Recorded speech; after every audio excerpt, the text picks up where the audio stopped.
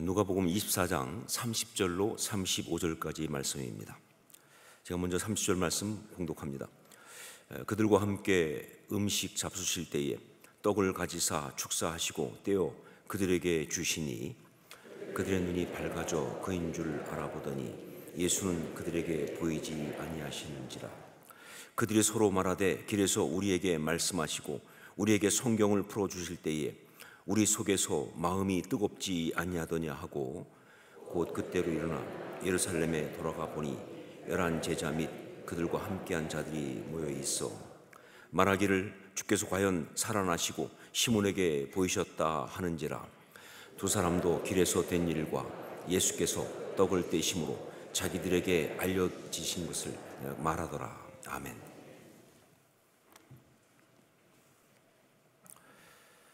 성경에 나오는 부활하신 주님을 체험한 그런 이야기들 가운데 오늘 우리가 함께 읽은 이 엠마오로 가는 두 제자 이야기는요, 어떻게 보면 좀 야사와 같은 그런 이야기입니다.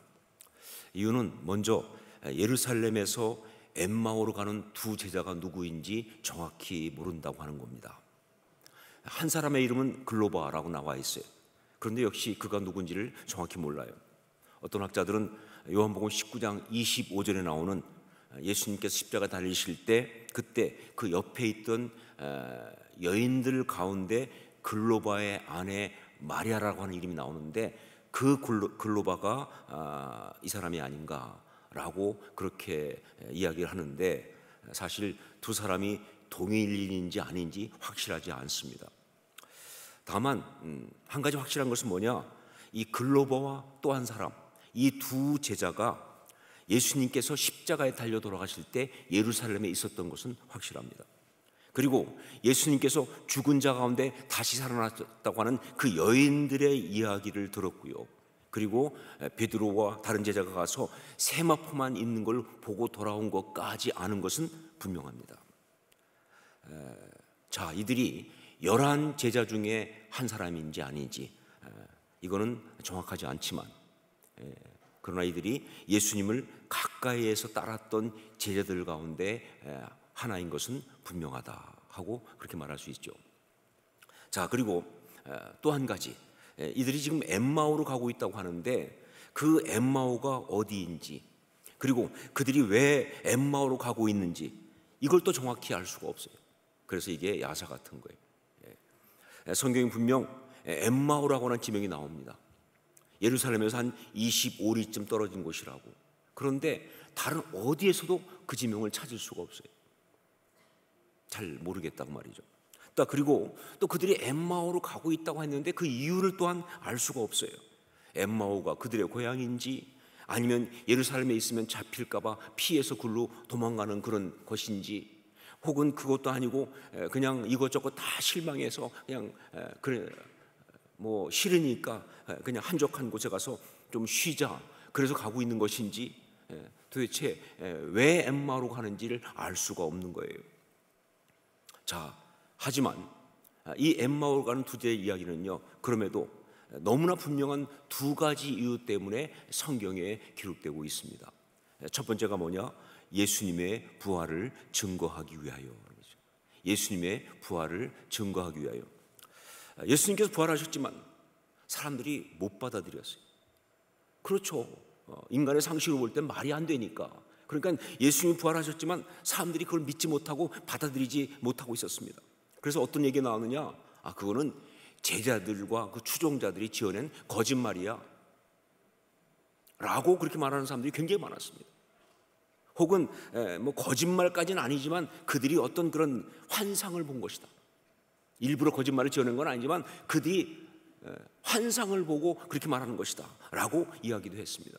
심지어 초대교회에서 예수 믿는 사람들 가운데도 어떤 이 예가 있었냐면요, 예수님이 실제로 살아나신 것이 아니라 유령과 같은 영적인 존재로 임하신 것이다 라고 하는 그런 식의 이야기가 굉장히 많았어요.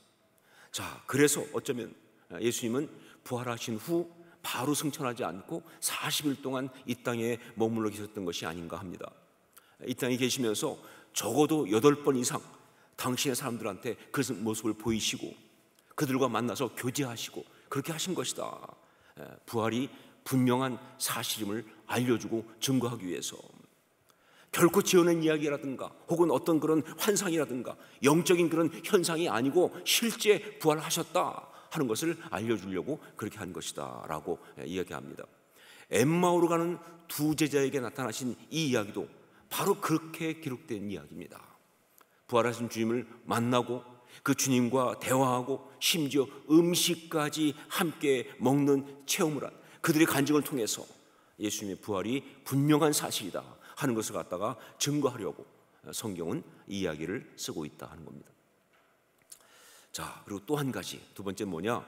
부활 신앙에 대하여 알려주고 강조하기 위하여. 부활 신앙에 대하여 알려주고 강조하기 위하여. 여러분, 부활하신 주님을 만난 이 성경에 나오는 이야기는요, 단지 그냥 예수님이 부활하셨다 하는 그 사실만 증거하려고 기록된 것이 아니고요, 사실은요 그거보다 훨씬 중요한 게 뭐냐, 그 부활하신 주님을 만난 자들의 삶의 변화를 통해서 부활 신앙이 무엇인지 그거 알려주려고 기록한 거예요. 이게 훨씬 중요합니다. 그러니까 그 부활하신 주님을 만난 사람들의 삶의 변화를 통해서 부활 신앙이 뭐냐 이걸 알려주려고. 그렇습니다. 성경 보시면 알지만 부활하신 주님을 만난 사람들은 그 삶이 다 변했습니다. 그냥 충격만 받은 게 아니에요. 그냥 놀라고만 한 것이 아니에요. 삶이 다 바뀌었어요.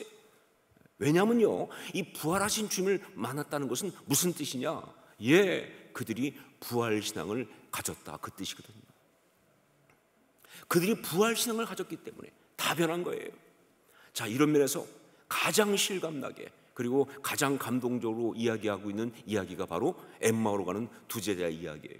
이유는요, 이들은 그냥 변한 정도가 아니라 정말 그대로 그냥 보이는 그대로 뭐예요? 가던 길을 돌이켰으니까.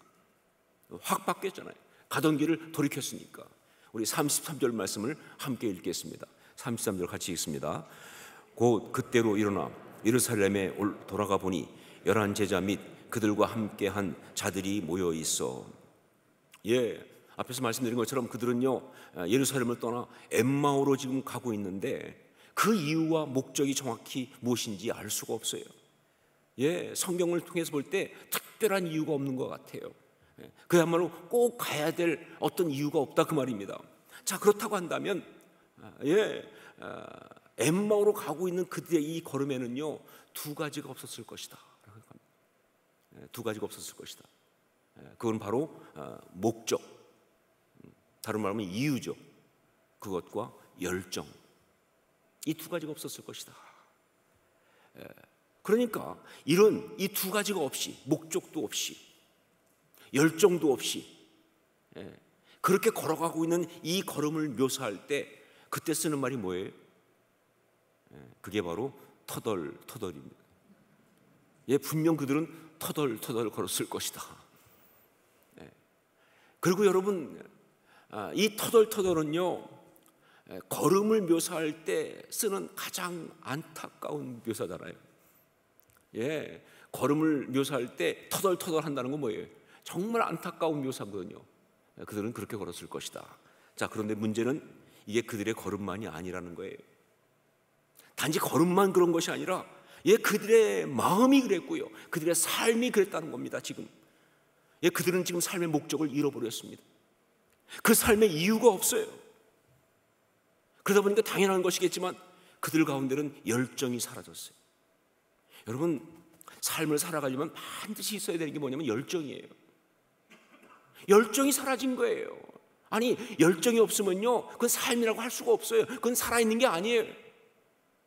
근데 그것이 완전히 사라져버린 그런 삶을, 그런 마음으로 지금 그들이 살고 있는 바로 그것이다. 그런데 그런 그들이 부활하신 주님을 만나면서, 즉 부활신앙을 가지면서 완전히 달라진 겁니다. 가던 길의 방향이 바뀐 것만이 아니라 그 걸음의 모든 것이 달라졌습니다. 그러면서 그 인생 자체가 달라진 거예요. 그 마음이 완전히 달라진 거예요. 우리 33절 말씀을 다시 한번 같이 읽겠습니다. 33절 같이 읽습니다. 곧 그때로 일어나 예루살렘에 돌아가 보니 11 제자 및 그들과 함께한 자들이 모여 있어. 여러분, 여기 이 말씀에서 우리가 먼저 주목해야 될 단어가 하나 있는데 그게 바로 일어나라는 단어입니다. 일어나. 부활신앙은 그 사람을 일어나게 합니다. 부활신앙은 그 사람을 일어나게 한다. 왜냐하면요, 여러분, 예수님께서 부활하셨다라고 하는 것에 성경적인 가장 주된 표현이 바로 뭐냐? 그게 일어나는 거거든요. 사망에서 일어나셨다 이거예요. 여러분, 부활장이라고 말하는 고린도전서 15장 4절 보면 장사 지낸 바 되셨다가 성경대로 사흘 만에 다시 살아나사라고 이렇게 되어 있는데, 여기 살아나사라는 이 말의 헬라어 언어가 바로 에게이루라는 말입니다. 근데 이 에게이루가 무슨 뜻이냐? 일어난다 이 뜻이에요. 이게 바로 일어난다거든요. 그렇기 때문에 사망에서 일어나신 주님, 즉 부활하신 주님을 만나는 그 사람은, 그래서 부활신앙을 갖게 된 그 사람은 우리 예수님처럼 그렇게 그도 사망의 자리에서 일어난다는 것이죠. 그렇죠? 그런 역사가 있는 거예요. 많은 사람들한테 엄청난 영향을 끼치면서 정말 지금도 굉장히 사랑을 받고 있는 노래 가운데 하나가 You Raise Me Up이라고 하는 노래입니다. You Raise Me Up. 우리는 종종 이 노래를 CCM으로 알고 있는데 절대 아닙니다. 이거는요, CCM이 아니라, 찬양이 아니라 뉴에이지 음악의 대표적 그룹인 시크릿 가든이라고 하는 데서 그 앨범에 들어가 있는 그야말로 뉴에이지 음악이에요. 실제로 이 노래를 보면요, 가사를 보면요, 여기에 어디에도 예수님이나 하나님을 지칭한 것이 나오지 않습니다. 그야말로 You raise me up 그랬는데 그 You가 누군지 전혀 알 수가 없어요. You raise me up 그랬는데 그 You가 누군지 알 수가 없어요. 원래 뉴에이지가 그래요. 뭔가 신비로운데 알 수 없는, 뭔가 있는 것 같은데 없는, 그런 거니까 말이죠. 자, 그런데 여러분, 이게 뉴에이지 노래라는 것을 알면서도, 굉장히 많이 이야기하는데도 불구하고 여전히 교회에서 많은 성도들이 이 노래를 듣고 부르고, 심지어 찬송으로 바꾸어서까지 부르고 있는 이유가 뭐냐? 그것은 바로 누구나 인정하듯이 여기에 나오는 유, 그것이 말이죠, 우리 주 예수 그리스도 부활하신 주님일 수밖에 없기 때문에 그런 거예요. 그들은 애매모호하게 말할지 모르겠지만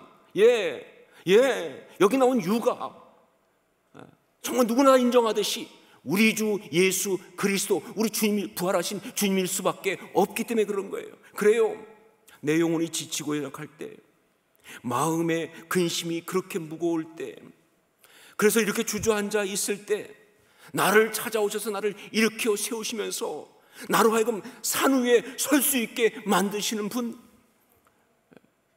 정말 그 풍랑치는 바다를 걸을 수 있도록 만드시는 분, 그분은요 오직 부활하신 예수 그리스도밖에 없다 그 말입니다. 부활하신 예수님만이 그렇게 하시는 거예요. 그래서 다 이것이 찬양 같은 은혜를 받는 거예요.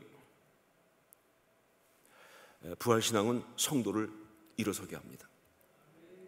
주저앉은 그곳에서 일어서게 하는 거예요. 그리고 이어져 나오는 말씀, 예루살렘에 돌아가 보니 바로 일어서서 그 다음 뭐예요? 그가 있어야 할 그 자리로 돌아가게 한다. 그가 있어야 할 그 자리로 돌아가게 한다.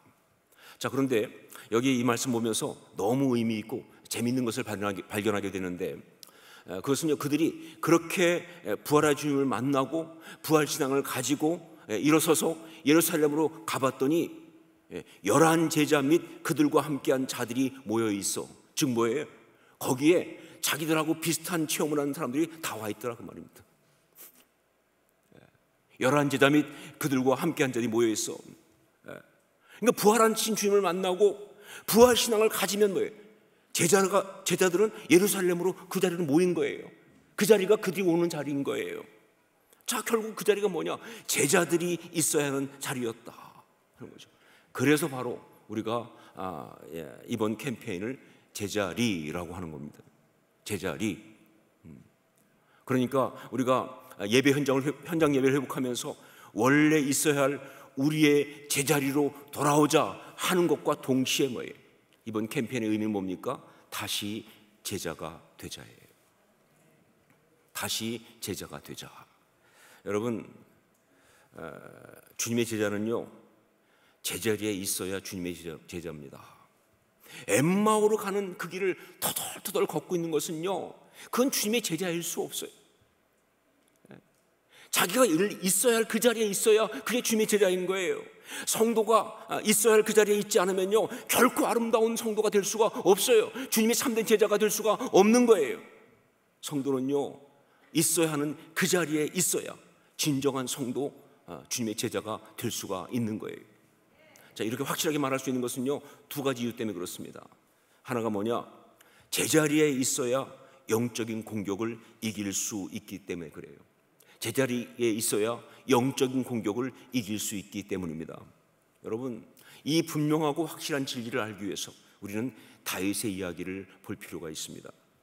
모두가 다 아는 것처럼 다윗은요, 정말 훌륭한 사람이죠.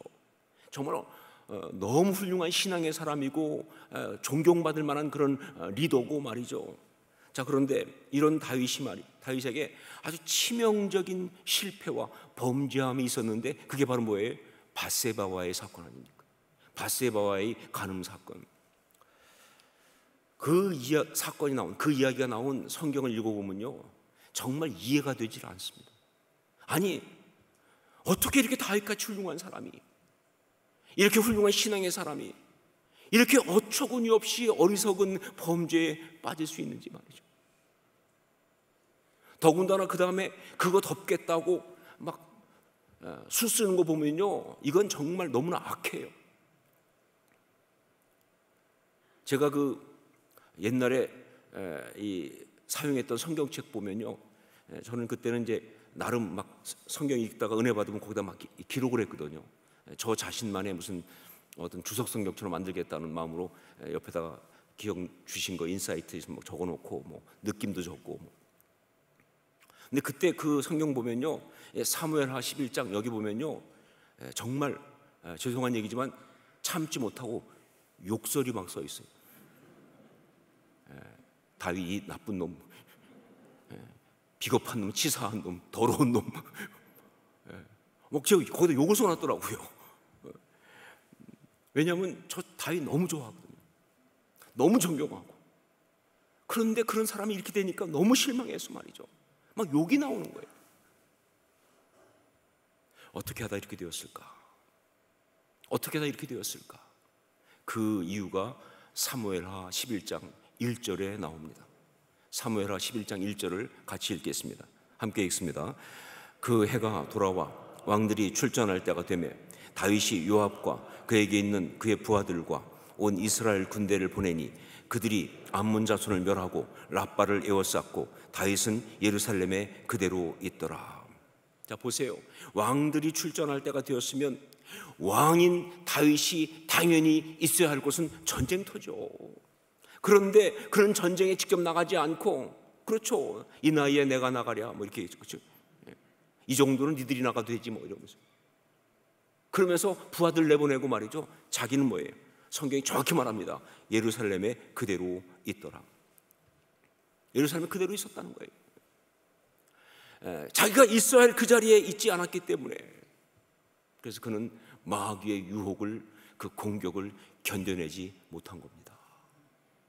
그 훌륭한 사람이라 할지라도 자기가 있어야 할 자리에 있지 않았기 때문에 그 훌륭한 사람이 그 공격을 이겨내지 못하고 그 추한 꼴을 보이고 만 것이다.